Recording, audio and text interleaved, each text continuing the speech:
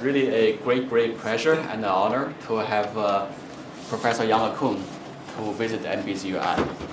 I've been knowing Yann for, I don't know, more than 20 years. Well, you were a student. Well, I'm not that young, okay? So when I was a grad student, I already have the privilege to know Yann as a very accomplished and dedicated, scholar, in the field of AI. One thing that keeps me amazed is that you don't look changed at all. At least, in fact, maybe it's because Yann has been always close to younger generations of students and researchers and engineers, and he always, felt like still in your 20s or 30s, I guess. Yeah, literally, I'm aging, but he doesn't. Today, we're going to have a combination, of different activities leveraging on Yann's presence, because he's a very busy man, and also he's given so many talks and so many insightful, opinions to our community at great service. We can see all those already, from various sources, YouTube and the broadcasts and so forth. And also, I don't want to labor him too much for giving another long talk. So the plan today is that Yann will be opening with a brief presentation about the topic that he decides. I just don't know what I'm going to talk about. And then we are going to relax, all of us, to have a fire chat, between me and him, and also at the same time taking questions, freestyle, from the audience. I actually overthought about the logistics and asked my staff to collect questions, from the audience and from the community. And Yann, you can see I got 4 pages of at least 50 questions. It's impossible for me to fill all this in. So I think instead we're going to just use the simple way, raise your hands, when asked, and have some more relaxed, free conversations after his presentation. So without further delay, let's welcome Professor Yann LeCun and get ready for the presentation. Thank you, Eric. Pleasure to be here. I'm in the UAE for a number of events. I was at the World Government Summit in Dubai, and then I'm visiting. I'm actually a co-director of a robotics center at NYU Abu Dhabi, and going there for that. And but I could not avoid stopping by MBZUAI, the only university in the world devoted to AI. So I'm going to try to keep this really short so we can have a discussion, because you can watch more technical versions, deeper versions of this talk online if you're already interested. So it's going to be a quick overview, and then we can have a more interactive session, which I think is more interesting if we're in the same room. And incidentally, the picture here is one that I took from my backyard in New Jersey. Okay, so objective-driven AI. First thing that we need to realize is that machine learning sucks. And you have to pardon my French. Machine learning is very limited at the moment compared to what we can observe in the learning abilities of humans and animals. Machines really are not that efficient. And I'll give you some examples later. But how is it that humans and most animals have some level of common sense that we still can't reproduce in machines? I mean, obviously, we're missing something really big in machine learning to get them to get to the level of not just humans, but animals. And that sort of background knowledge that we acquire when we're babies allows us to acquire new skills extremely quickly. We can rely on our background knowledge for that. So how do we do this with machines? That's kind of, I think, a big question. And we need this. We need this because in the near future, we will not interact with the digital world the way we do today. We're not going to go to websites. We're going to talk to our AI assistant. We're not even going to use telephone. We already don't use telephones. But if we need to call the plumber or something, or deal with government administration, we're just going to be talking to our AI assistant, and that AI assistant is going to take care of it. It's like having a human assistant. But if we need something that behaves like a human assistant, it needs to have human-level intelligence. So we need AI systems to have human-level intelligence. It's not just, it's of course a very important scientific question, hugely important for science. It's a technological challenge, but there's also a real need and market to basically amplify everybody's intelligence with AI assistants, which may help us in our daily lives and allow us to concentrate on stuff that are properly human. So we need human-level AI. It's not just the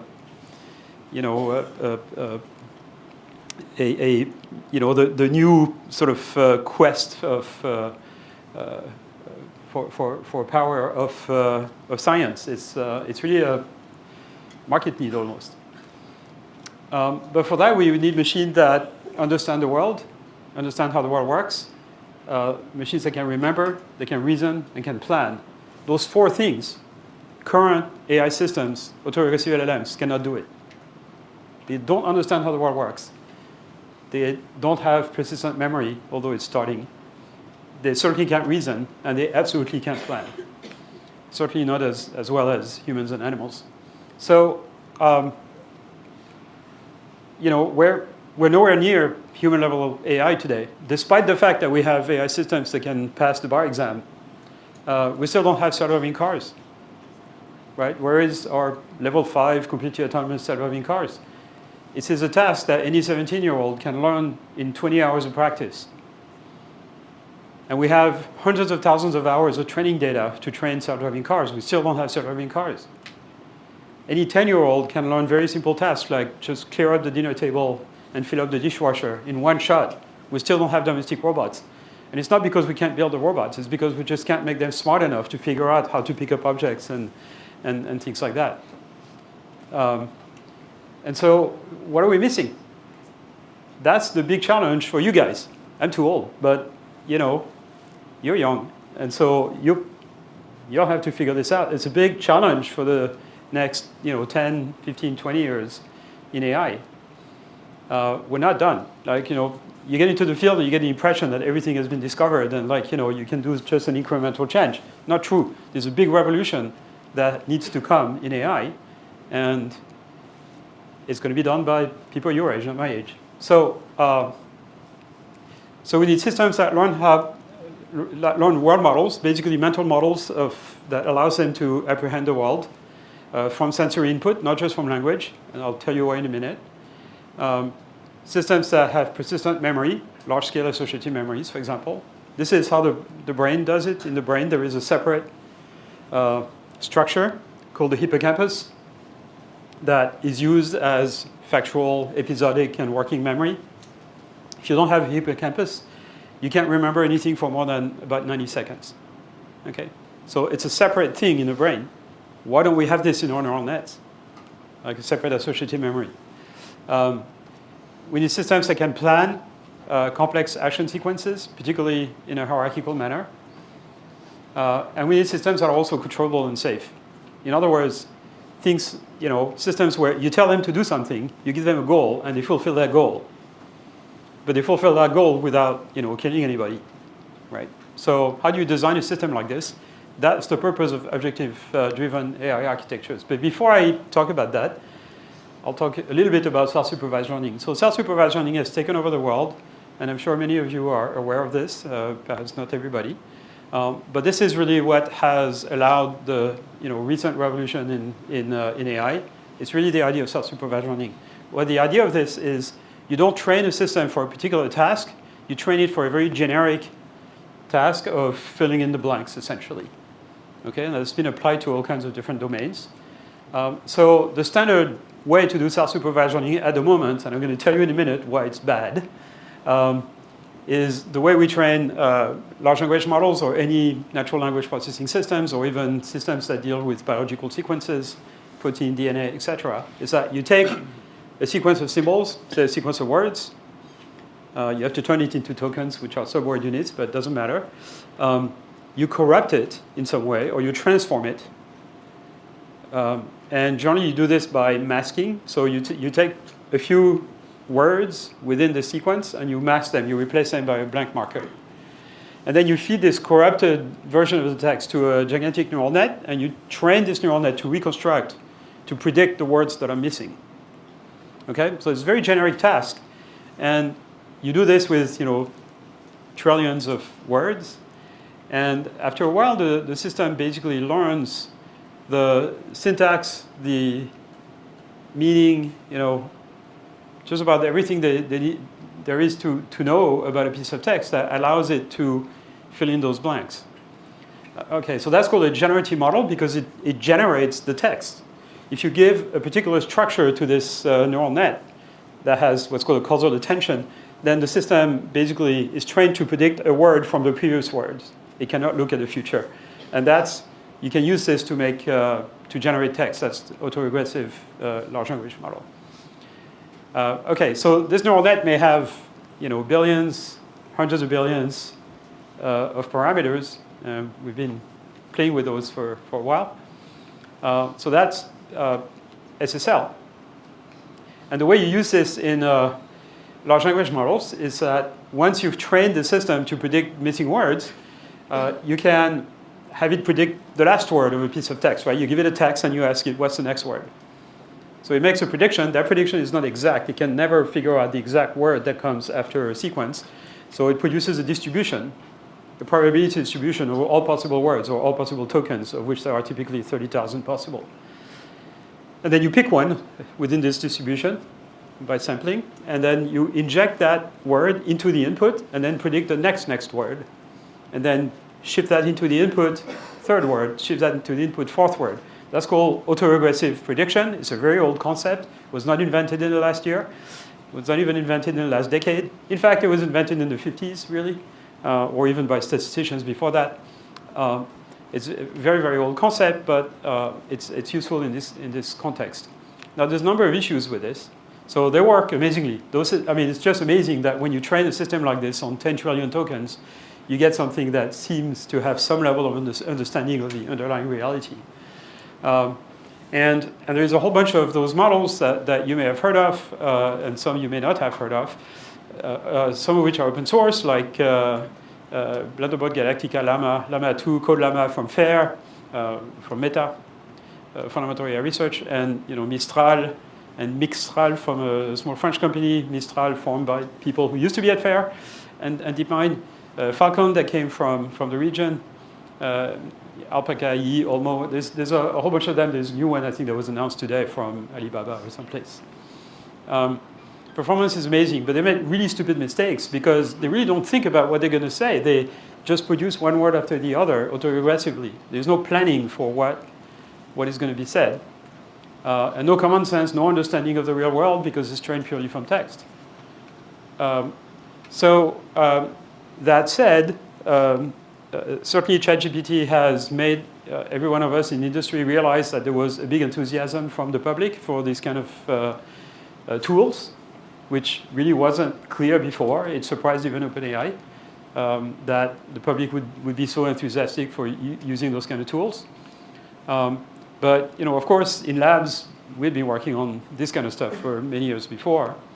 And what has revolutionized the industry since the summer is the availability of open source AI platform like Llama 2, which really was the first big language model to be available and distributed and possibly to be used commercially from Meta. So that had a big impact.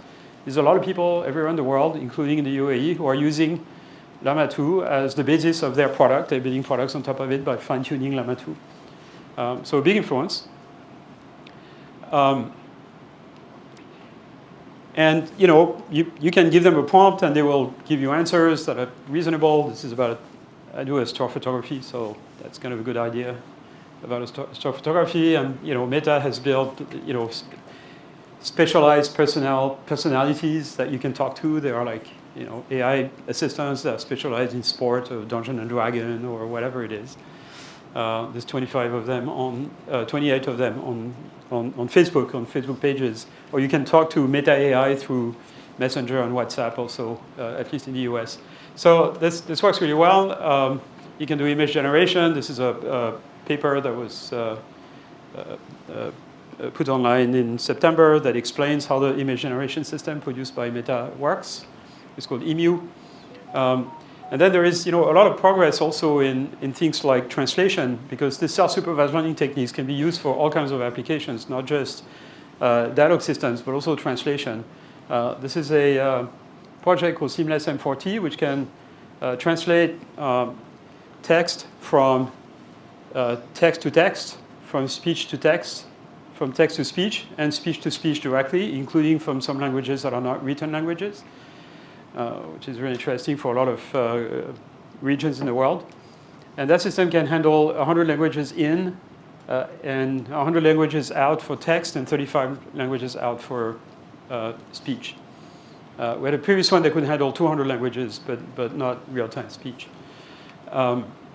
And it's all, you can play with it. There's a URL here that allows you to play with it. It's also open source.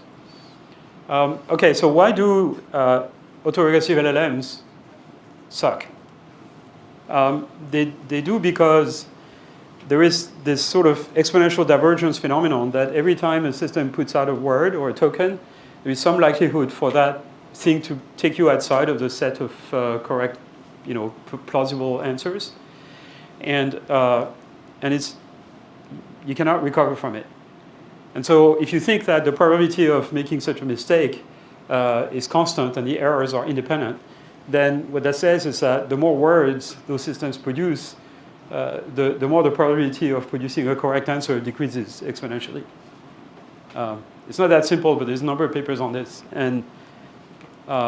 And so, that's the disadvantage of not planning your answer before you say it. You're just producing one word after the other. There's another limit, which, so this is actually a philosophy paper that I co-authored with Jake Browning, who's actually a philosopher, about the fact that you cannot really become intelligent by just training yourself from language. And another series of papers from people who come from more classical AI that says you can't, those LLMs, despite what you might think, are incapable of doing planning, essentially. They can recover a plan they've been taught, and that's generally what happens, but they can't really plan. And so, they're good for writing assistants, first job generation, idea generation, things like that. And we're easily fooled by their fluency into thinking they're intelligent, but really they're not that smart. And in fact, the limited planning and reasoning ability is really what makes those things have sort of limited applicability, particularly in applications where the reliability is critical. There's no question that at some point eventually, despite the limitation of current systems, there's no question that at some point in the future, we'll have machines that are more intelligent than us in all domains. It's happening within your lifetime, maybe not mine. But it will happen, but it won't happen with autoregressive LLM. Okay, so human-level AI is not just around the corner. There is huge challenges to clear before we get to that level. And there are scientific challenges and not just technology. We're not going to get there by just training on more data with bigger models. We need new concepts. So, how do we get to even cat or dog level intelligence? Like, we're not even at that level. It's not because we have systems that can pass the bar exam that we have systems that are smarter than a cat. I'm not saying lawyers are not as smart as cats, but, intelligence is not a single scalar measure. It's a collection of skills and an ability to learn new skills really efficiently. And so you can't measure it with a single number. So in some ways, a cat is smarter than an LLM. And again, I'm using those examples. Why don't we have domestic robots that can clear up the dinner table and fill up the dishwasher? Why don't we have completely autonomous level 5 self-driving cars? So we keep bumping into this paradox called the Moravec paradox. It's an old concept that some tasks that we take for granted that we don't think require a lot of intelligence, like dealing with everyday objects and tasks, are actually very difficult, and things that we think of as very complex, like solving integrals, playing Go or chess, actually turn out to be simple. And here is why. An LLM, a modern LLM, is typically trained with 10 to the 13 tokens, okay, 10 trillion. Which, by the way, a token is approximately 3/4 of a word, but it doesn't matter. Each token is 2 bytes, so the data volume is about 2 10 to the 13 bytes. It would take a person roughly 170,000 years reading 8 hours a day, 250 words per minute, to read through this material. That's basically the entire text available on the public internet. Okay, that looks like a huge amount of data. But now you talk to psychologists and they tell you a 4-year-old child has been awake for 16,000 hours in his or her life, which, by the way, is not that much video. It's about 30 minutes of YouTube uploads. We have 2 million optical nerve fibers going to a visual cortex, each carrying about 10 bytes per second. So it's about 20 megabytes per second going to a visual cortex during 16,000 hours. You do the math, and it's about 10 to the 15 bytes. So in 4 years, a child has seen 50 times more data than the biggest LLM trained on the entire text that are available on the public internet. What does that tell you? It tells you that there is absolutely no way we're going to reach human intelligence with machines unless they learn how the world works from a high bandwidth sensory input like vision or touch or addition. But that's absolutely required because the amount of information getting to the system is just much, much bigger at a much higher bandwidth. So we need systems to understand the world by watching videos, basically, right? And so that's part of the story there. Learning world models from sensory inputs, and then there is the memory, the planning, and the reasoning that I talked about earlier. So it's time now to talk about objective-driven AI, and I've written a paper on this about 2 years ago. It was put out a year and a half ago, roughly. And there's various versions, like deeper versions of this talk that you can watch. And the basic concept of objective-driven AI is what's called a cognitive architecture, where you have several modules that play different roles. The central piece of this is the world model. That's the green part. And then there is other modules. But I'm going to tell you right away how you operate that system if you want. Okay? So the system looks at the world through a perception module. And the perception module essentially produces an abstract representation of the visible part of the state of the world, right? So think of it as a vector or something that represents the state of the world coming from perception. Now, the state of the world is not just what you perceive right now. It's also what you remember from previous state, right? You remember how you came into this room, going through that door and the staircase or the elevator, and then going back to your dorm or whatever. You have all that memory, and you have like a large amount of knowledge in your hippocampus, essentially, about the current state of the world. And your current perception only affects a small part of it, right? So you have a big memory that you combine with your current perception to get an idea of the current state of the world. You feed that to your world model, and the role of the world model is to predict what is going to happen in the world, what is going to be the state of the world in the future, particularly if I take a particular sequence of action. So I'm going to hypothesize a sequence of action, that's the yellow things, okay? Feed this to my world model and imagine what is going to be the effect on the world of taking the sequence of actions. The world model is going to predict the outcome, okay, in terms of vector, content of an associative memory, whatever. And I'm going to feed that to a bunch of objectives. Those objectives are not going to be used for training. They're going to be used for inference.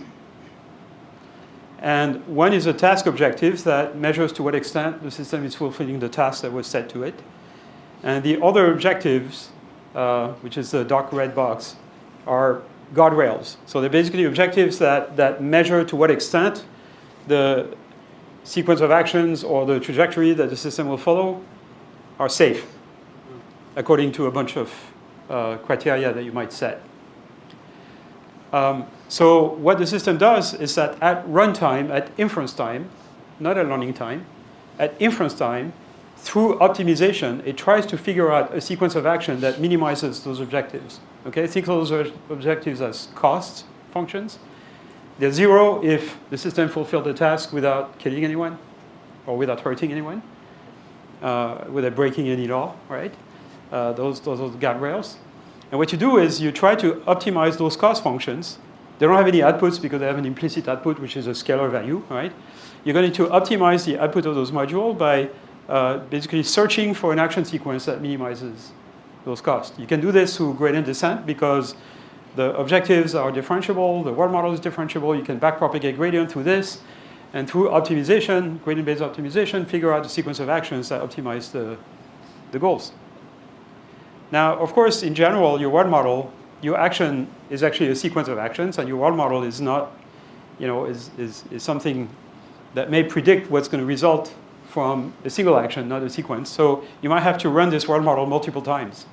Okay, take action 0, predict the next state. Take action 1, predict the next state. Feed the trajectory to your guardrails. Fill the final result to your objective, and then do this optimization process by which you infer the two actions that will minimize the objective. So that's objective-driven AI. It's very similar to something very, very classical in optimal control called model predictive control. If you're a roboticist or a control engineer, you probably know what this is. It's very classical. It's been around for 60 years, so it's older than me, even. And of course, the world is not deterministic, so it may need to have latent variables and stuff like that so that you handle the non-deterministic nature of the world, but that's okay. But really what humans and animals are capable of doing is hierarchical planning, and this we have no idea how to do this with machines. If you want a good topic for a PhD, which will take you the full 5 years, can you figure out how to get machines to do hierarchical planning? That's really a big challenge. Let me take an example. Let's say I'm sitting in my office at NYU in New York, and I want to come to Paris for some reason. I decompose this task into 2 subtasks. I need to go to the airport, catch a plane. Okay, how do I go to the airport? Well, I need to go down in the street and hail a taxi. How do I go down in the street?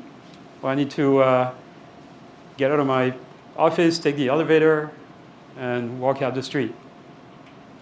How do I get out of my office? I need to get up from my chair, grab my bag, open the door, blah, blah, blah. How do I get up from my chair? Probably, push on my arms and blah, blah, blah. And you have to do this all the way down to millisecond by millisecond muscle control. You're not planning your entire trajectory from New York to Paris in terms of millisecond by millisecond muscle control, right? You're doing this hierarchical planning. Your cat does hierarchical planning. Our computers don't do hierarchical planning. How do we get them to do that? How do we get them to learn the appropriate internal representations of the world at different levels of abstraction that would allow them to do hierarchical planning? That's the biggest question. Again, we have no idea how to do this. Big challenge. So how could machines learn world models from sensory inputs with self-supervised learning? Babies learn basic concepts about the world in the first few months of life. They accumulate an enormous amount of knowledge, basic knowledge about the world. Even simple things like gravity. The fact that an object that is not supported is going to fall, it takes 9 months for most babies to learn this. Okay, not that simple. The simple fact that the world is three-dimensional, simple fact that when an object is hidden behind another one, it still exists. That's learned in the first 2 or 3 months. So how does that happen? So the obvious concept is we do the same as with text, right? We take a piece of video, we mask a piece of it, maybe the second half, and then we train some big neural net to predict, to fill in the blanks, to predict what's going to happen in the video. And if the system is capable of predicting what's going to happen in the video, particularly as a consequence of an action, this is the A variable here, then perhaps the system will have learned enough about the structure of the world to be able to reason, to plan. That's the world model. the green thing here is the world model. It takes an action, it takes an idea of the state of the world, SX, takes an action, and it predicts the next state of the world, the continuation of that video, right? It doesn't work. We've tried this for 10 years. And doing video prediction, and got nowhere. And what you get is very blurry prediction. If you look at the video that is played on the top, the first 4 frames of that video are observed, the last 4 are predicted, and they're blurry. If you look at the second column, the video at the bottom, it's very blurry also. Those are video predictions. And this is old papers, some of them going back to 2016. Why is it blurry? It's because the system, if it has to make one prediction, can only predict the average of all the plausible futures. Like right now I'm talking to you, I could move my hand this way or that way. I could turn my head one way or the other. I could kind of walk one way or the other. And if you have to make one prediction, the best prediction you can make is the average of all those possible things I could make, and there'll be a blurry version of me. So what is the solution to this is something I call joint embedding predictive architecture. And in fact, we just published a paper, put a paper online yesterday on a new version of this, which I'm not going to talk about, called Video JEPA, VJEPA. And the idea is the following. It's very different from a generative architecture. You take the full video, you corrupt it, same process, or you transform it, but then you run the full video through an encoder, as well as the corrupted video. Both of them are run through encoders. They produce representation of those 2 videos. And now what you train the system to do is predict the representation of the full input from the representation of the corrupted input.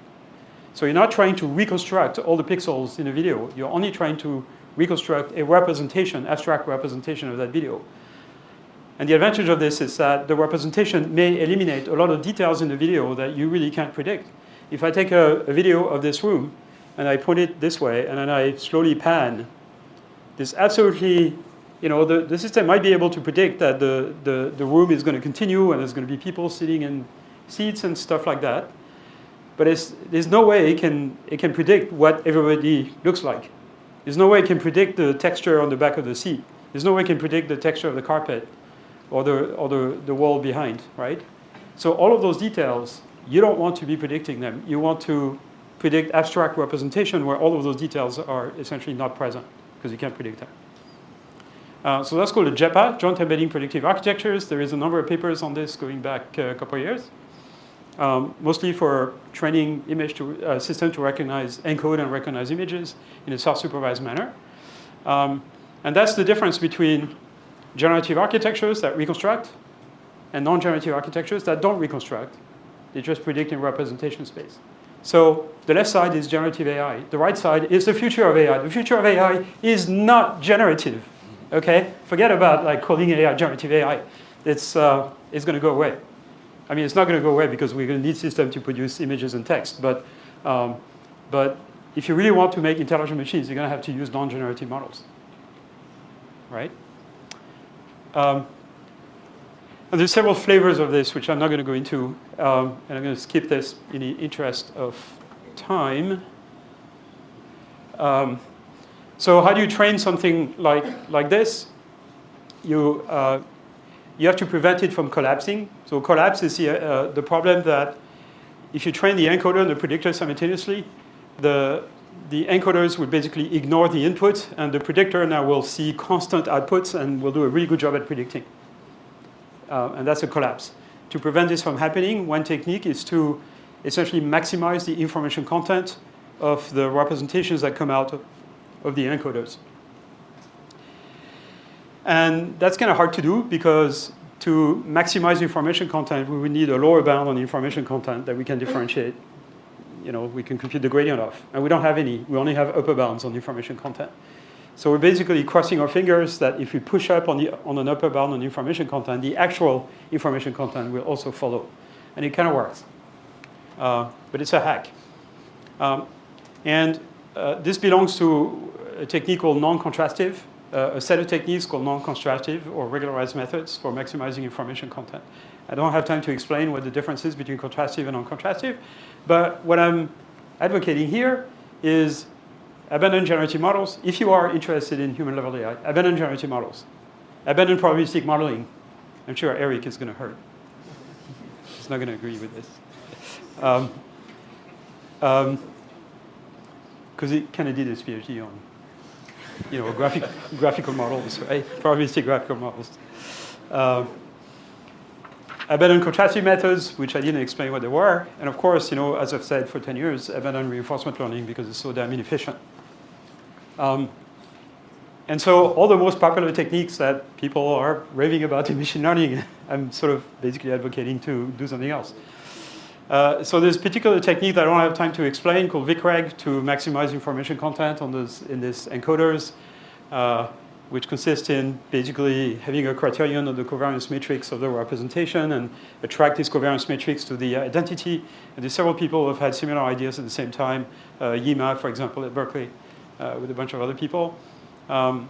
And once you pre-train those systems, you can stick a classifier on top of them and fine-tune and train this classifier, and you get good performance on ImageNet and all kinds of other things. There's another set of techniques based on distillation. I don't want to spend too much time on it. I just want to say that probably the best system today that extracts features from images that is trained with self-supervised learning is called DINO-V2. It came out of FAIR Paris. And it's using a distillation method, not the VicReg method I just talked about. And the reason it's one of the best is not because it's the best technique, but because it's been trained on a gigantic data set and it produces really good features. Very generic features you can use for just about anything, right? So if you have a completely random computer vision problem, anything, just run DINO-V2 on your image. It will extract feature vectors for every region and then feed that to whatever classifier you want. You're not going to need much data to train it. And you can do things like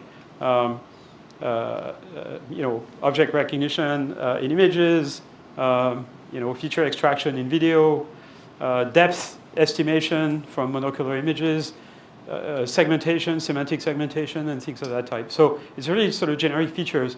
You can even use it to, this is a project also at FAIR, to estimate the height of the canopy all around the world from satellite images. The features are pre-trained with DINO-V2, and then you just train a small head on top of it to supervise to estimate the height of the canopy. And with that, you have some estimate of how much carbon is captured in vegetation, and that's really important data for climate change prediction. There's another technique based on distillation called JEPA, and it's even simpler than VicReg in many ways. It's very similar to another technique proposed by DeepMind called BYOL. And it has this prediction idea. It's a JEPA-like architecture.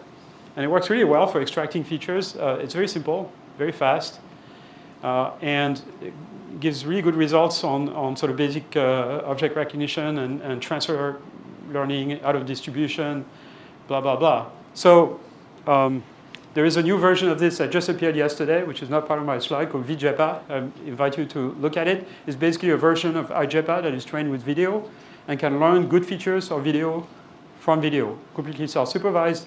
Then you can fine-tune ahead to classify actions in videos, for example. It works really well.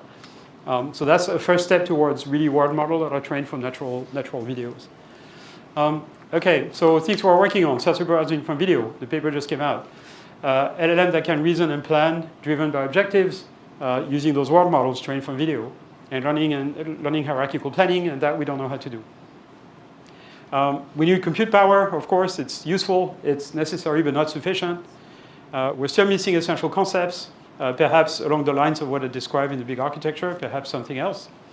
In the future where all of our interactions with the digital world are mediated by AI systems, we're going to need open source platforms for AI because we can't just have our entire digital diet being controlled by a small number of companies on the west coast of the US. They're not going to work well for Arabic. They're not going to work well for the dialects of Arabic that I've spoken here. They're not going to work well for the 22 official languages and hundreds of languages and dialects spoken in India. So every linguistic, cultural community or every community with a particular set of values or particular centers of interest should have the ability to take a base foundation model and then fine-tune it for its own purpose. Okay? This is the only way we can preserve a diversity of opinion from AI systems. And we can't afford for that to be uniform because we need a diversity of opinion among people. For the same reason, we need a free and diverse press, essentially. So open source is necessary. I made that point at the WGS. And for policy, it means having platforms for crowdsourcing, essentially the fine-tuning of AI systems. So we formed an alliance with IBM, Intel, Sony, and a lot of academic groups and startups to basically promote this idea of open source AI platforms, which I think is absolutely crucial for the future of AI. And we've been sort of fighting other forces that want to regulate AI and basically make open source AI illegal under the excuse or the pretense that they are dangerous. That AI should not be put in the hands of people because it's too dangerous. I completely disagree. Okay, it's going to take a long time to reach human-level AI. It's harder than we think. There is no such thing as artificial general intelligence because even human intelligence is specialized. And even humans can only accomplish a tiny subset of all tasks. And machines will surpass human intelligence. Okay, I'm going to stop here and just we're going to go through questions. Thank you very much.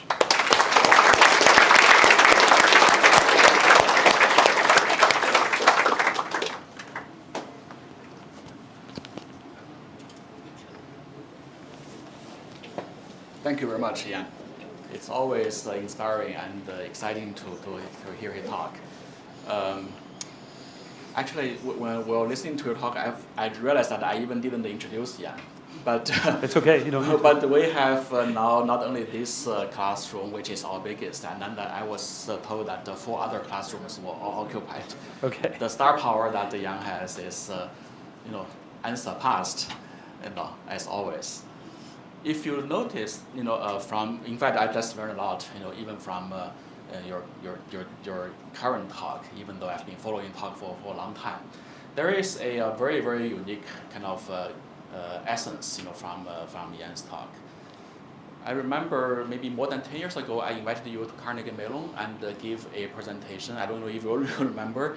Yann was, during the talk, pulling out, a bunch of little Legos, you thread on the table, and then you start, pulling out a camera, demonstrating the algorithm he was presenting. I'm sorry, Eric, this was more than 10 years ago. More than 10 years ago. So kind of reveals how old I am now. Yeah, it's I think 15 years ago, something like that. 12, 13 maybe, yeah. Yeah. I hope the audience, students and faculty and staff all included, realize that there are 2 uncompromising characters from Yann's talk and also from his scientific career, which is really brilliant.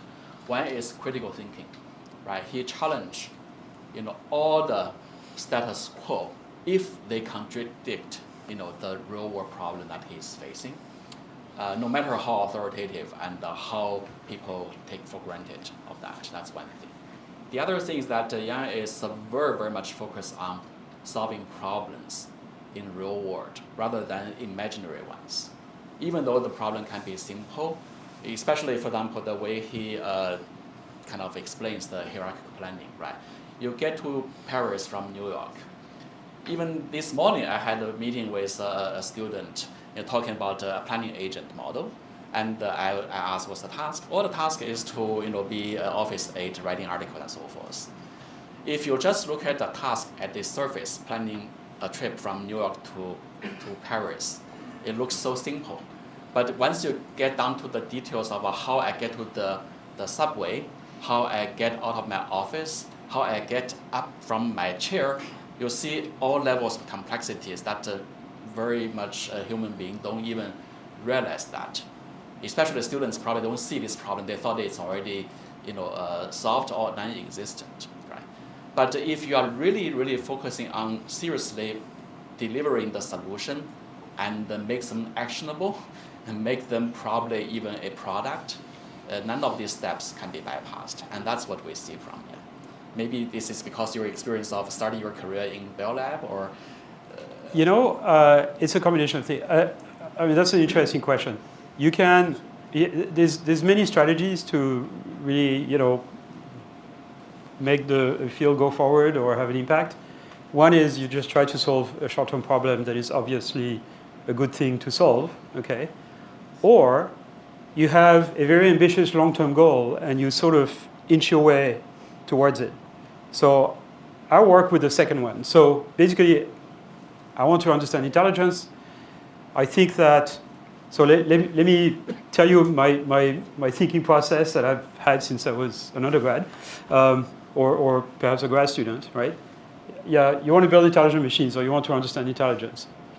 But you're an engineer and you realize that you can make theories, but like how do you verify that they work? So as an engineer, you build something and you verify that it works, right? So the best way to verify that your theory about intelligence is correct is that you build a machine that uses it and then you see if it works. Okay, now how are you going to make intelligent machines? Every intelligent entity that we know about, basically every animal with a brain, can learn.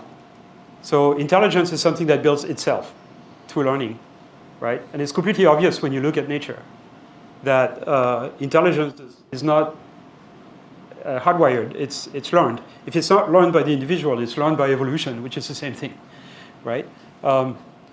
So there is a process by which intelligence can emerge. People used to call this self-organization back in the 50s, which was a very revolutionary concept at the time. But essentially, the idea, when I was a student, that an AI system could be built by just writing rules and inference engines, which was, the fashion at the time in the early 80s.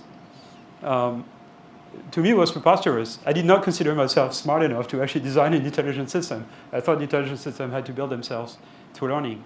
Okay, so now you're going to work on machine learning. How can a machine learn? It turned out in early 1980s, nobody was working on learning.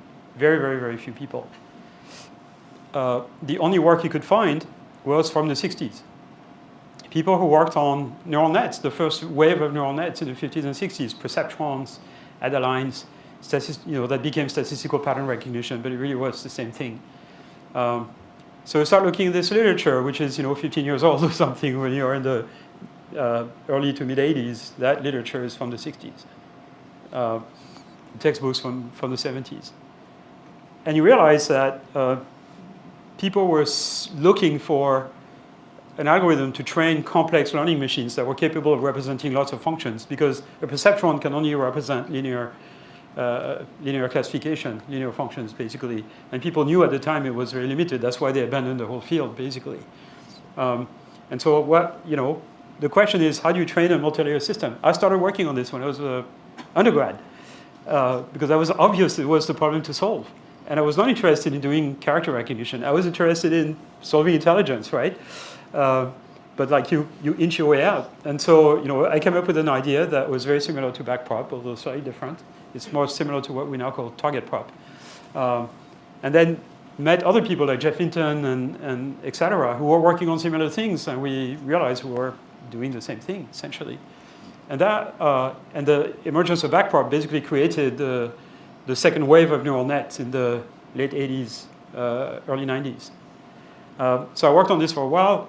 Then the next question, okay, now we know how to train multi-layer nets. How do we get them to do basic things like recognize images? Well, take inspiration from neuroscience. Neuroscience, there were theories going back to, not theories, it's empirical results. In fact, very classic work in neuroscience, Nobel Prize winning, about the architecture of the visual cortex, that you have neurons that look at local areas and they combine their inputs, simple cells, complex cells. This is Hubel and Wiesel's work from the 60s. They say, why don't we build a neural net along this architecture? But then you didn't have PyTorch. So you had to basically write code, low-level code, together with like a front-end language and all that stuff to be able to do this. And that took me 2 years. just writing the code to be able to do this. And I only succeeded in doing it when I was doing my postdoc. So, okay, that was convolutional nets. And then you say, well, it works, so now I can try to apply it to something useful, like recognizing characters or checks or things like that. That's what I did at Bell Labs. And then by the time you succeed, the entire community has moved away to a new set of techniques. Kernel methods that came from my colleagues in my office next door. Graphical models that you did your PhD on. And other techniques. And people thought neural nets were just too complicated and too finicky. And at the time, people did not distribute their code. It was not in the common practice. And so most people would, spend a year or two implementing a neural net simulator and then have some bug in it and it wouldn't work and they would, drop the whole thing. Whereas kernel methods were simpler, you just turn the crank. And so there was no neural net for 10, 15 years. And then we decided to revive the interest of the community in neural nets. And that succeeded beyond our wildest dream. That was about 15, 20 years ago. So, I work with like a very long, ambitious goal. My goal right now is reaching human-level intelligence. I'm not sure we're going to succeed before my brain, turns to white sauce, but that's the goal. And then you kind of inch your way forward. Amazing, yeah. I saw from the question list, many students asked how to pick research topics, how to be a successful graduate students, how to be a successful faculty. I think from Yann, you already kind of get the answers. Among your speech just now, I noticed two notions I want to highlight. One is that at some point you self-addressed yourself as an engineer. I heard many people, declare that I'm a mathematician, I'm a professor, I'm not interested in engineering work or TD, dirty work. So it's amazing and unusual for Yann, such an accomplished scholar, to kind of recognize himself as an engineer who solves problems.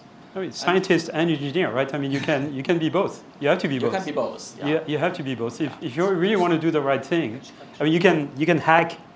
The difference between a really good engineer, between a so-so engineer, a really good engineer, and a scientist is that there are many ways you can solve the same problem. You can write hacks that don't really work, hacks that cannot work. That's when you're a good engineer. And then things that are not hacks, things that are the right thing to do, right thing, capital R, capital T. And that usually means a new principle that people haven't thought about before, from which you can kind of derive the problem you want to solve. In some sense, I think Yann is a very self-reliant researcher. You write codes yourself, and you do a lot of things by yourself. I think that's one of the important character for a successful and diligent researcher. Another thing I do want to point out, look at how Yann discussed the literature and also the totality of a body of knowledge, right? I think there are many people that I run into these days who thought, for example, say in a particular algorithm, say transformer, or something was invented 2 or 3 years ago, as if the whole age of our current AI is like 5 years old. Yeah. But if you have the diligence and the curiosity to dig into literature, you can actually find a lot of knowledge and wisdom and already solutions in the book and in the paper, right?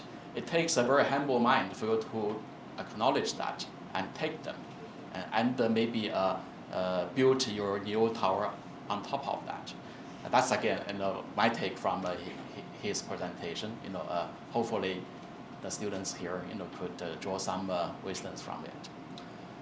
Well, I think that's natural. We already started the conversation, which is hopefully, inspirational. Feel free to raise your hand and ask your questions.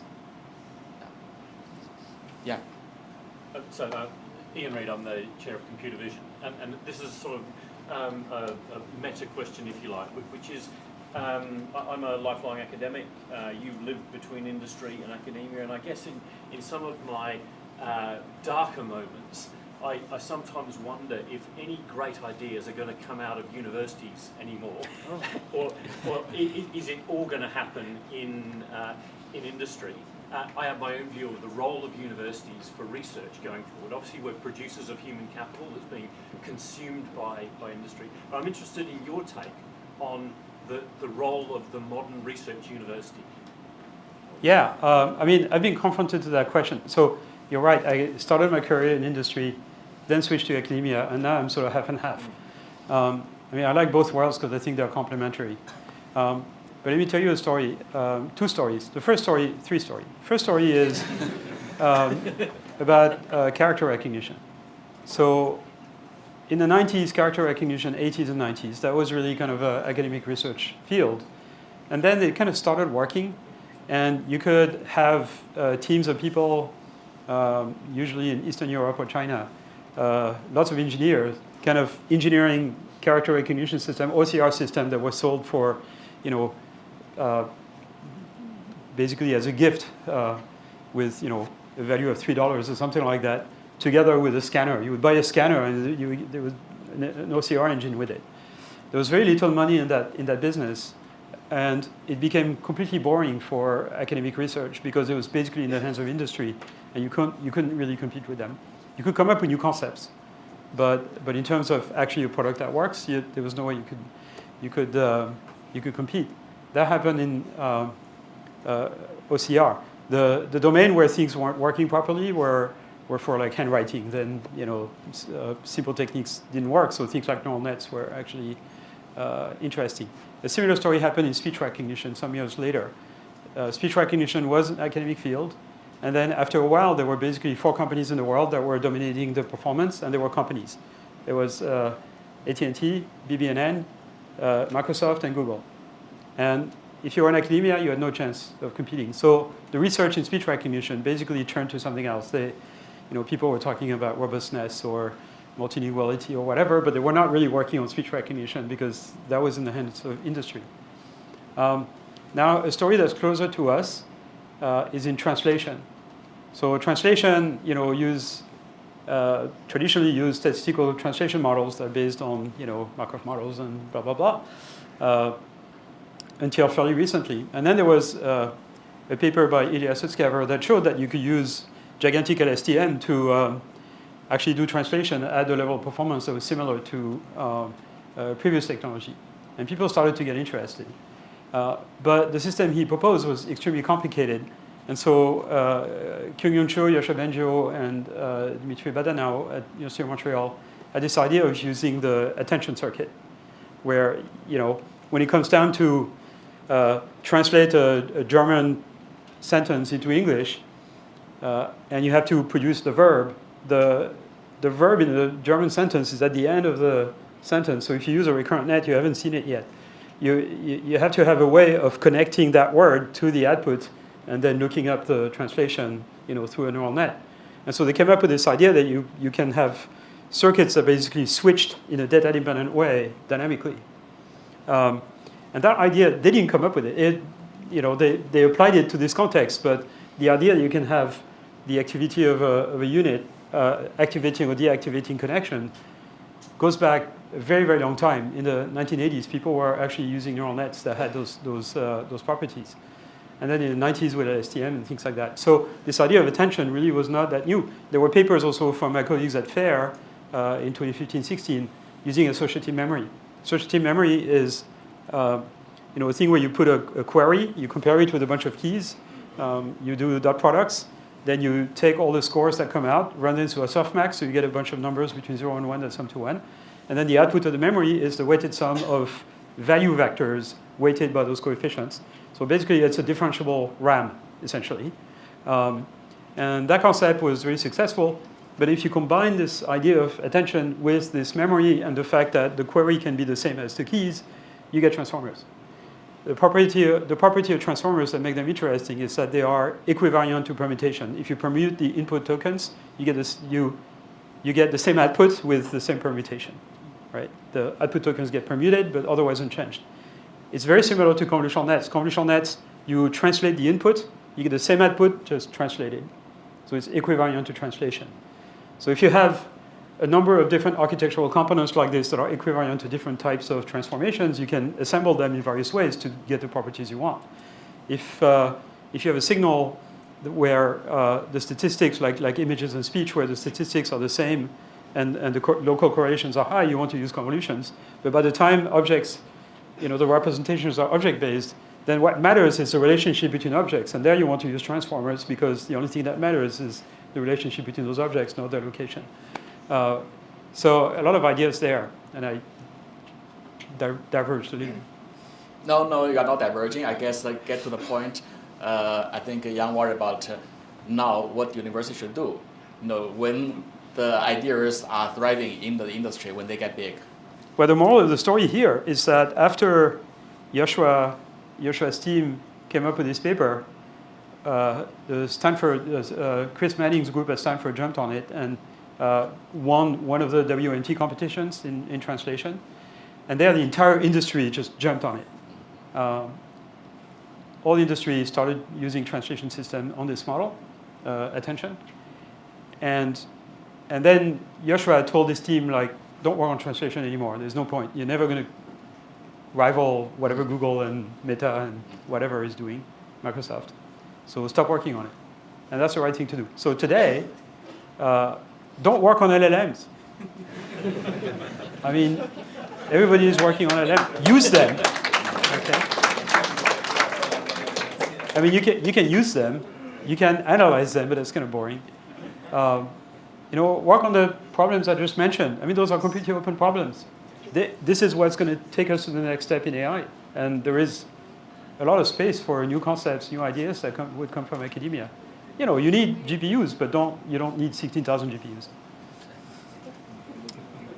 I think that's very insightful and timely, suggestions, because indeed many of our students and faculties, are overwhelmed, by the power and the speed, of progress, in the company, and I cannot agree more. There's no point to be in the same runway and compete with the giants. But as academic, as a university, we do have the freedom. I'm not asking you, for example, to generate revenue for me, right? For sometimes I do, but not for everyone. So you should push for additional ideas. There are open problems that Jen just outlined. So I've got a question here, right? So you made a very strong statement just now that there's no such a thing called AGI. Although people use this word either consciously or subconsciously to inspire themselves or the community, or justify or whatever has happened now. If there's no AGI, I suppose your research is geared toward reaching human level intelligence. Yeah. That's an intellectual curiosity-driven pursuit, right? I suppose. How to align that with, for example, the community needs and corporate needs, which is very, very pragmatic and value-driven, and what value you come out of a research that aims at achieving human level intelligence, because we already obviously have it, right? When we invent an aircraft, it's not about achieving what the bird is doing, it's to do better than them. Yeah. I mean, as I said at the beginning of the talk, we need human level intelligence because we need AI assistants to help us in our daily lives, which eventually will amplify the total amount of intelligence on the planet. Okay, will amplify our intelligence. We're going to be setting goals for those AI systems that they will execute for us, perhaps in ways that are smarter than if we had done it ourselves. And so we're very familiar with the concept already. If you, not if you're a student, but if you're a professor, you work with graduate students, and what you try to do is hire graduate students that are smarter than you, okay? Because that's the best way to be successful. They teach you something, it's not the other way around. If you are a business leader, a political leader, you have a staff working for you that may be smarter than you. If you're a politician, it's almost certain they're smarter than you. And they don't necessarily want your job. They're just working for you. You set goals for them. So you're basically their moral compass, if you want, setting goals for them. And they execute those goals. They are part of that hierarchy, the planning hierarchy I was talking about. There's another level in hierarchy, and it's you. You're setting a goal for the machine. The machine figures out sub-goals to fulfill that goal, and then sub-goal to figure out all the sub-goals. And that's this hierarchical planning idea. really propagates not within the machine, but also outside the machine in humans. And when you set a goal to a machine, it's because you have a bigger goal, right? Why are you here? Why are you doing graduate studies at MBZUAI? Presumably because you want to do something with your life, either be a scientist or an engineer or do something, right? You have a further goal. You want to succeed in life or, better yourself or whatever it is that your motivations are. And you bring yourself to kind of, hard studies because you have that ultimate goal. So the entire world is driven by this sort of hierarchical planning idea. So we'll have staff of AI systems assistants working for us. And they don't need necessarily to have human-level intelligence to be useful, but it would be more useful if they do have human-level intelligence because it makes it easier for us to interact with them, right? It's easier to work as a professor. It's easier to work with a student who is really smart than a student who isn't. Okay, same story. And so if you imagine this future world where human intelligence is amplified by AI assistants, right? Everyone is smarter because they have a staff of smart entities working for them. First of all, it's not going to make jobs disappear. You still need people at the top, deciding what to tell the machine to do. So we're not going to be all, unemployed. That's the first thing. And the second thing is that overall the total quantity of intelligence on the planet will increase because it will be augmented by those smart machines. And so that's a very practical or humanitarian, humanist motivation for wanting to build intelligent machines. Think about the effect of the invention of the printing press. The printing press in the 15th century allowed knowledge to be disseminated very widely, right? It was too expensive to buy books before that. So most people didn't know how to read. And after the printing press, it was worth the effort to learn to read. It was worth the effort for countries to actually have public education. And what did the printing press, what effect did it have? Okay, in Europe, it had a number of effects. It allowed people to, for example, read the Bible by themselves instead of talking to priests. And that caused the Protestant movement, okay, separation from the Catholic Church. And that caused 200 years of religious wars in Europe. You say, okay. Now, nowadays, nobody would say that the invention of the printing press was a bad thing. And it's because it also allowed the dissemination of science, rationalism, philosophy, the idea of democracy. So it basically caused the French Revolution and the American independence. There wouldn't be any modern democracy, basically, without books, right? And then the development of science and technology, obviously. Okay, so the effect of printing press was to make people smarter, and this has like it was a complete revolution of society, which was temporarily bad, but in the long term, really good. AI may have the same kind of effect, that it will result in the long term in amplified human intelligence, perhaps new ways to organize society, perhaps a new renaissance, right? Because this is really what the printing press caused. And I mean, what better goal is there than to make people smarter, even if it's by being assisted by machines? Now, you can compare this to what happened in the Ottoman Empire. The Ottoman Empire banned the printing press. And I was proud of myself to kind of have found this analogy. And I realized the UAE Minister of AI, Omar Sultan Al-Aloma, actually uses this example all the time. So he used it years before I came up with it. So I owe this idea to him. And what he says is that the Ottoman Empire banned the printing press for Arabic. And I thought originally that the ban was mostly to preserve the dogma, right? To kind of keep control of the population. But in fact, it was not the only reason. The other reason was the preservation of a corporation, which was the calligraphist. Okay, that was hugely powerful. And of course, in Arabic, you have those beautiful calligraphy. those people would be out of a job if you had a printing press. So they banned the printing press only for Arabic. You could print Hebrew, not Arabic, for 200 years. And according to the minister, this is a major factor in the decline of the Ottoman Empire, which in the Middle Ages was dominating science. I'm an amateur astronomer, as you say. Every star in the sky has an Arabic name. We talk about algebra and algorithms, so those are both Arabic words. If you're good at optics and all that stuff, right? And but then decline. So it's not an opportunity you want to miss. Thank you. Very, very insightful comments. Any more questions? Please. Hi, Professor Yann LeCun. Yeah. So I'm a very big fan of you, and I've been following your Twitter and watching your YouTube recordings.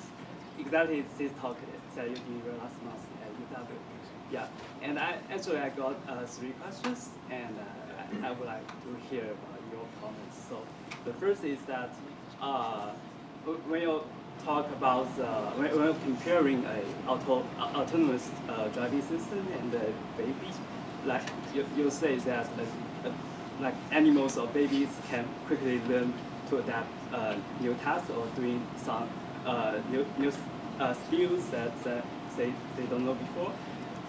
But for like large language models, even they scraping all the knowledge and contents from the internet, they can still not like adapt or learn new things like humans. So would you think just scraping the internet stuff like the languages, the images, the videos are sufficient to build up a world model or like system? Yeah, so this is a question that psychologists are still debating, what type of sensory input do you need to be able to learn common sense? So babies up to the age of 4 or 5 months basically have no impact on the world. The only thing they can do is observe passively, and they can move their eyes. And of course, they are moved by their parents, right? But their ability to influence the world is very limited, right? After 5 months or so, they start being able to grab objects, and by the age of 7, 8 months, they're pretty good at actually grabbing objects. You put a baby, like a 8-month-old, on a high chair, and you put a bunch of objects on a high chair. Almost all of them will take the objects and throw them on the floor. And what they're doing is they're doing the experiment to verify that gravity is a thing, that everything actually falls, right? And so by then, it's not just passive observation, it's also, and attention, it's also experimentation. Okay, so you need experimentation to go past the stage of 6 months or roughly. But you can't do a lot of experimentation because every action you take, it takes time, can kill you, or it can be dangerous. So that's one reason I've been saying for a long time that reinforcement learning is doomed, because it's useful, but it's only useful at the margins to adjust your world model when it's inexact, to adjust your objective functions when they don't actually reflect what you really want to do.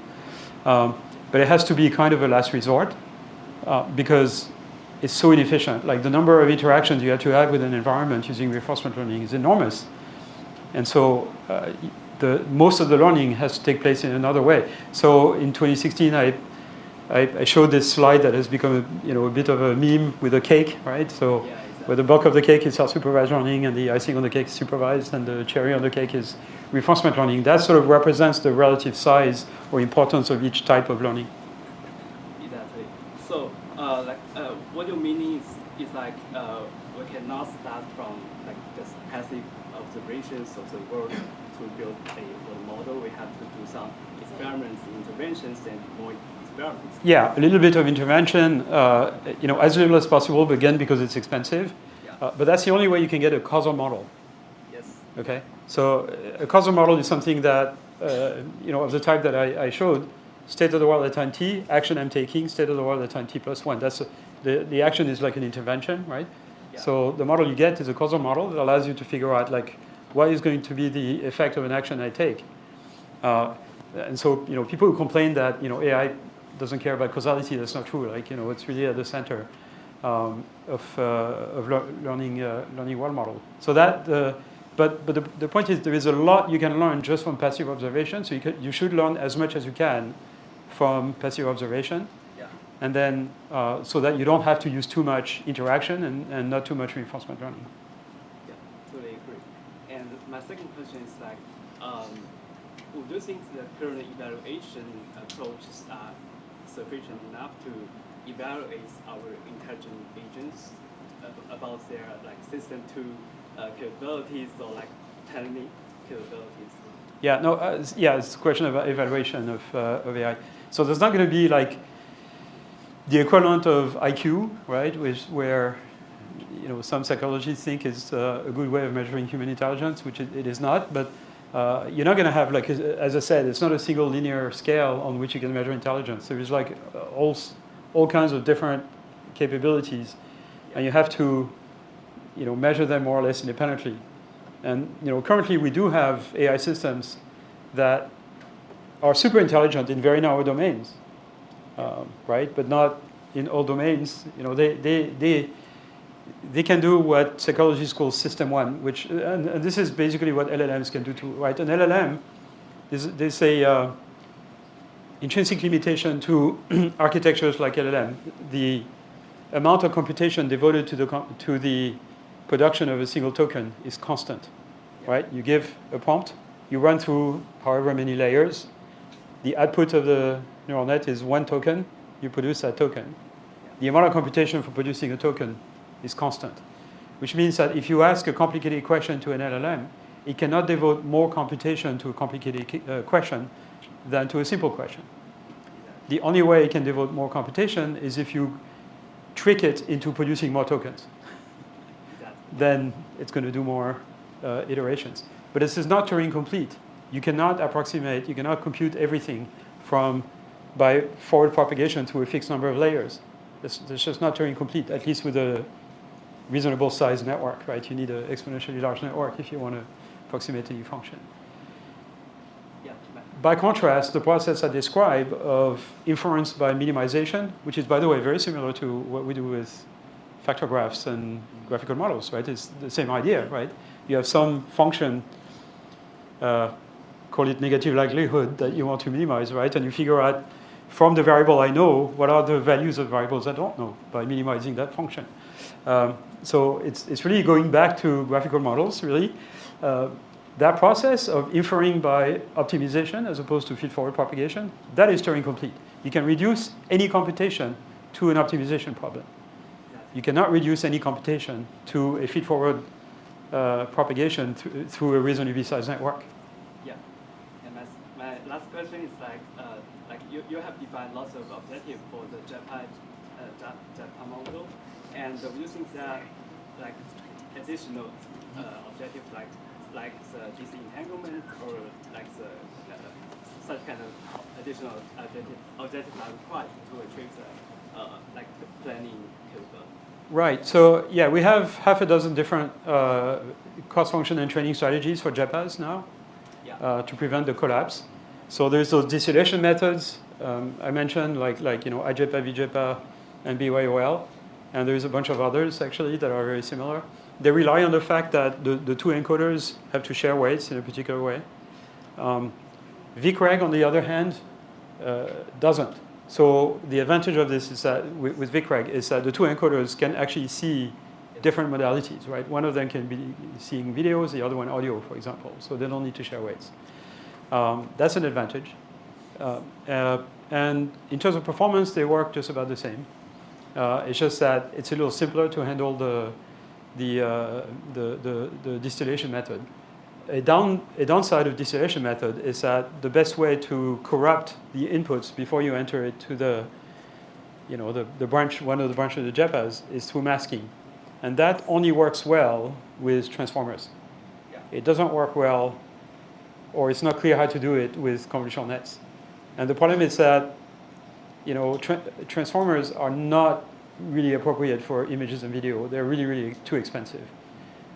So if you want to handle images and video efficiently, we're going to have to go back to convolutional nets. And then we're going to have to find other ways to do the corruption and transformation that handle, that can work with neural net, not just, token masking, which so is if really I may restricted. chime in for the interest of time, Yann is very busy. Yeah. I want to make sure that we still have a few minutes for other people in the audience. One question per person at most. Please, yeah, I've seen that hand raised for a while. May I try to slightly defend LLM? I know a little bit about it. I'm going to get closer because I can't hear you. Yeah. LLMs, we know that they are bad at reasoning, bad at planning. But I think that one of the big problems is because they have only one tool in their armory is chain of thought. We know that when you do chain of thought, the performance drastically improves. And that's because they use basically our output as some sort of memory and storage mechanism for reasoning and planning.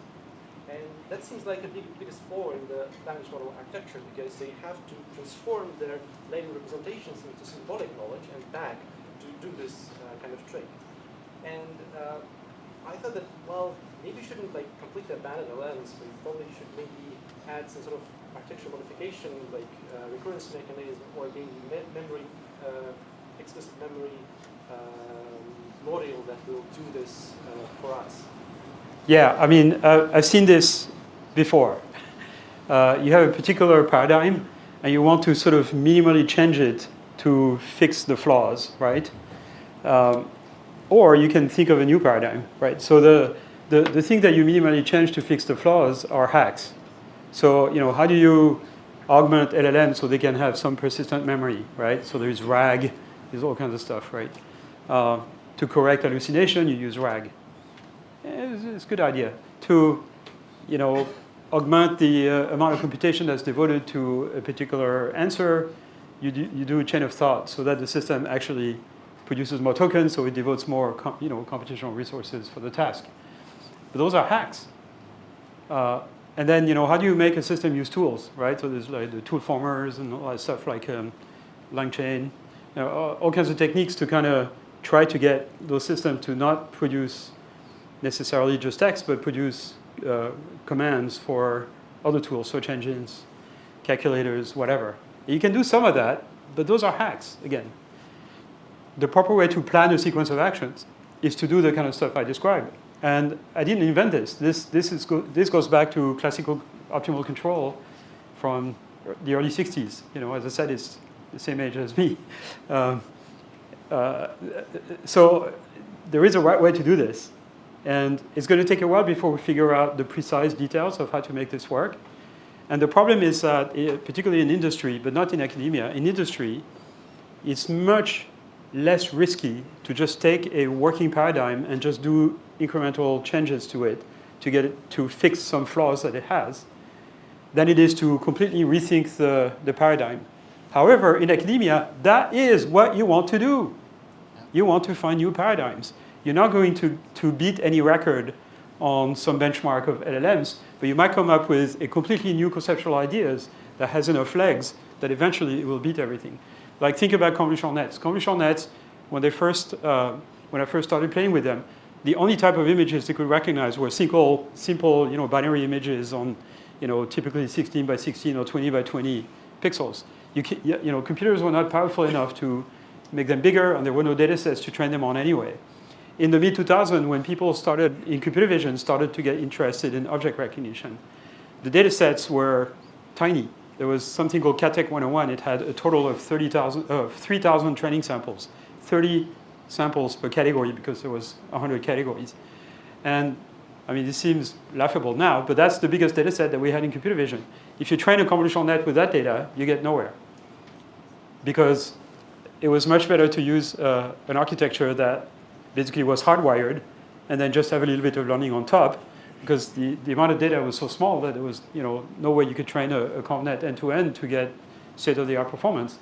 But eventually, when ImageNet became available and GPUs became available, then convolutional net beat everything by a huge margin, and it became obvious that there was the right answer. And so sometimes you need a paradigm shift, which is enabled by changing of the surrounding technology, whether it's computation or data.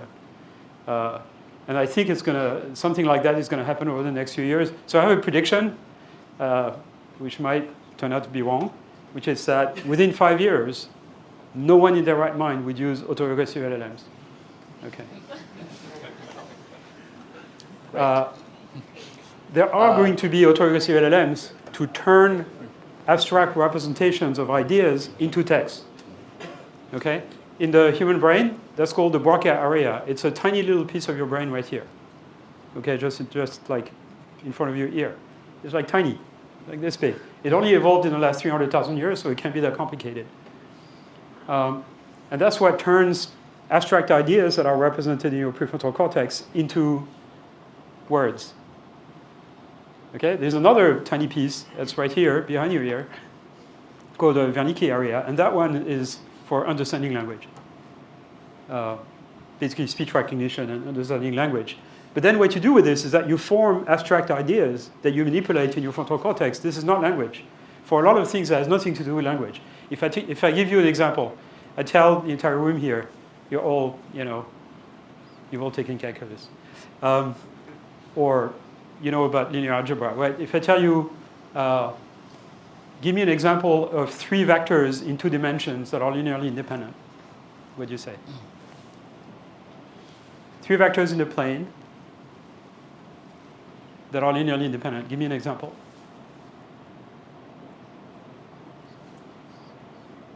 Okay, any proposal? Quinn wants to ask a question, but maybe you can first answer Yann's question, and then during your question, you earn that spot. Anyone? Yes, actually, I have a quick one, very broad one. But I wish to hear your view on that. So suppose one day we can really achieve the form of AI that you think is ideal. You work hard for that, right? So at that time, do you think there's a clear boundary between AI and the task for human beings? And do you think there's an equilibrium state? Thank you.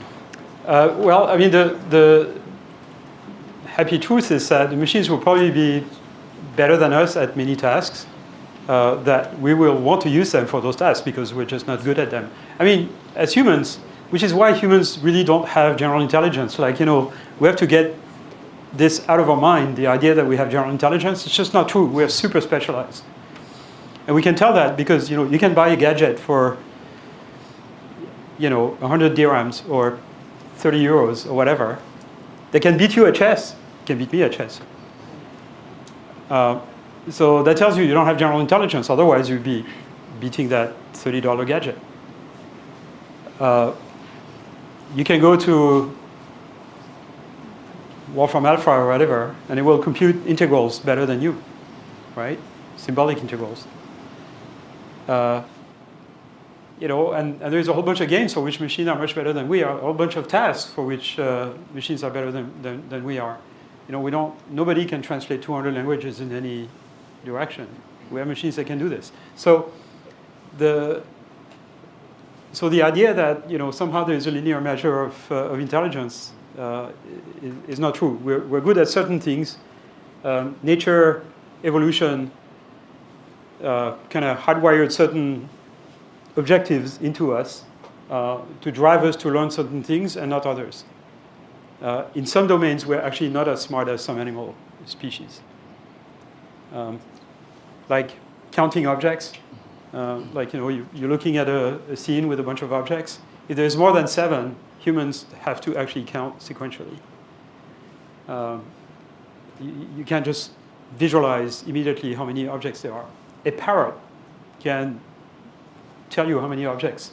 It can actually literally tell you how many objects there are, with much larger numbers than humans. It's just that they're wired differently. Their visual cortex is wired differently. They need to be able to do this for survival, right? So we're all specialized. There's another argument why we're all specialized, and it's something some of you may have heard about called no free lunch theorems. Anybody has heard of no free lunch theorems? Mm-hmm. This is a machine learning theory stuff. Okay, a few people. Right. So there is a theorem that tells you that no machine learning system is, on average, over all possible tasks, better than any other.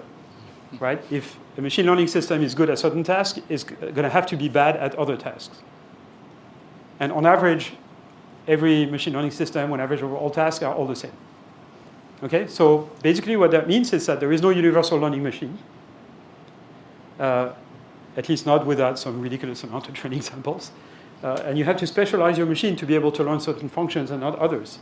And the number of functions that your machine is going to be able to learn efficiently is a tiny, tiny portion of all functions. We can actually put a number on it. Hopefully that won't take too much time. Okay, we have 1 million fiber coming to our visual cortex from our optical nerve. Imagining that those fibers are binary, they can be 0 or 1, okay? It's basically 1 million bits coming into your visual cortex. Now, a particular visual recognition task, in that case, is a function with 1 million input bits and 1 output bit, right? That's a binary classification. Now, how many such functions are there? How many Boolean functions of 1 million input bits and 1 output bit are there? Anyone knows? Anyone can? 2 power of 11. Huh? 2 power of 11. Okay. It's more. Okay. How many configurations of 1 million bits are there? 2 to the 1 million. Okay. So you have 2 to the 1 million possible input configurations. And for each of those, you have 1 bit that indicates whether the output of the function is 1 or 0. So the number of such configurations, so the ones and zeros, is 2 to the 1 million. That's just unfathomably large. Like among all of those functions, which is a set of all possible visual functions, how many are representable by your brain? And the answer is almost none. It's a tiny, tiny, tiny portion. And the reason you can put a bound on it is because we only have 86 billion neurons. Each neuron has only about a few thousand connections.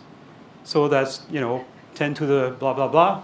Convert this in 2 to the blah, blah, blah. And it's nowhere near 2 to the 1 million. It's tiny, tiny, tiny. So our visual cortex is not general at all. It's just designed to handle the world that we live in. And it's a very, very, very specific world. So we're all specialized. There's no sense talking about general intelligence. We're super specialized. So that's why I don't like AGI. But that ship has sailed, unfortunately.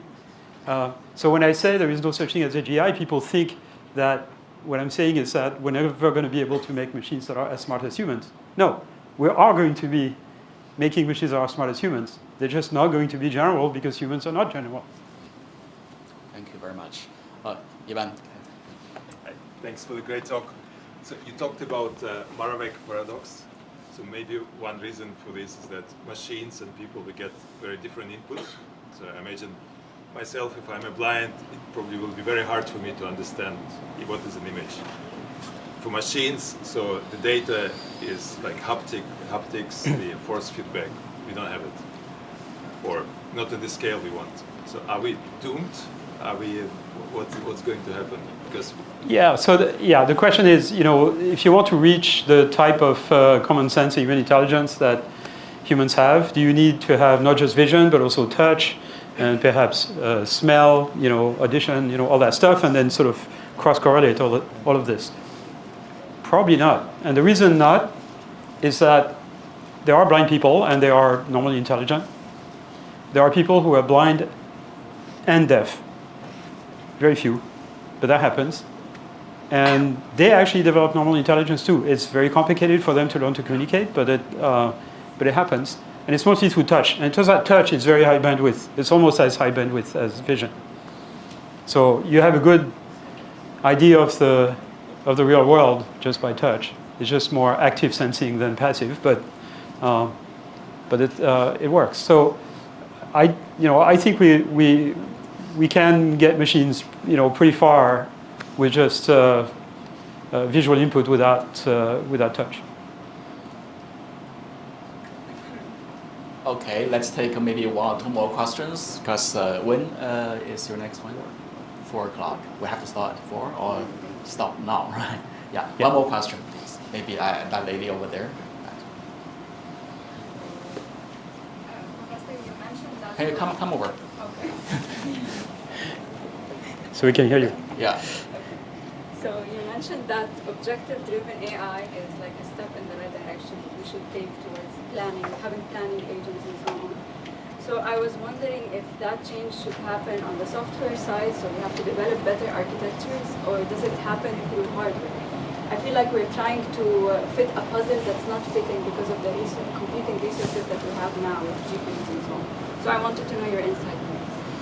Right. So, do we need to work on the hardware as well as the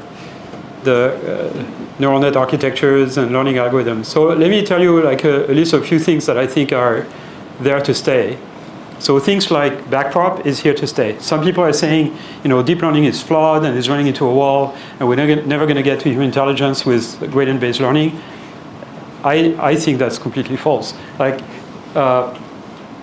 learning can proceed by minimizing an objective function, a cost function, a loss function, right? All the learning algorithms that work, that are well justified, proceed by minimizing some loss function. You can try to come up with something that doesn't do that, a learning algorithm that doesn't do that, but that, like, I don't know what it would be. It would be some dynamical system. I don't know what it would be. If you're going to minimize a loss function, you're better off estimating the gradient of it. And if you're going to estimate the gradient, you're going to have to use backprop. You have no other choice. So those components will stay with us, right? So the whole idea of deep learning is going to stay with us. Now there is the question of micro-architecture. Are you going to use convolutions, transformers, associative memory, circuits, attention, blah, blah, blah? And the answer is yes for all of them. Like, we're going to combine them in various ways. Then there is the macro architecture. Is it going to be generative architectures like LLMs or like other type of, or diffusion models or whatever? Or is it going to be those JEPA type architectures that do joint embedding and make predictions in abstraction space? I think it's the latter. I think the former is useful, but it's not sufficient. If you want to make something intelligent, it has to be able to learn abstract representations and manipulate mental representations of things. And so you need this way of sort of going into some abstract level. And JEPA does this. Generative models don't. So then, should we change the hardware? And we don't have any good alternative, at least not for training. For inference, yes, there is a lot of opportunities to kind of design new circuits and new types of memory and have the computation next to the memory, all that stuff. You're going to see some of that stuff appearing. Your collision avoidance system for cars, or your automated lawnmower or vacuum cleaner is going to have chips in them that have neural accelerators, and they're probably going to use those exotic technologies. But for like high performance computers you need for training, we're kind of stuck with, if not GPUs, at least things that do very fast numerical computation on 16-bit floats, basically, right? And so right now there is only a choice of a few suppliers. That's the bad news. Well, right. I guess we should probably call an end. I understand Yann and his colleague will have an engagement at 4. So in fact, I don't even have a chance to ask my own technical questions yet. Let's save it for another event. Yeah. Probably get your promise to come back again. I'll be back. Thank you so much, for the very engaging and enthusiastic, involvement, and also for the very insightful and wise, insights that share with our students and colleagues and faculty. Let's give a round of applause to Frank.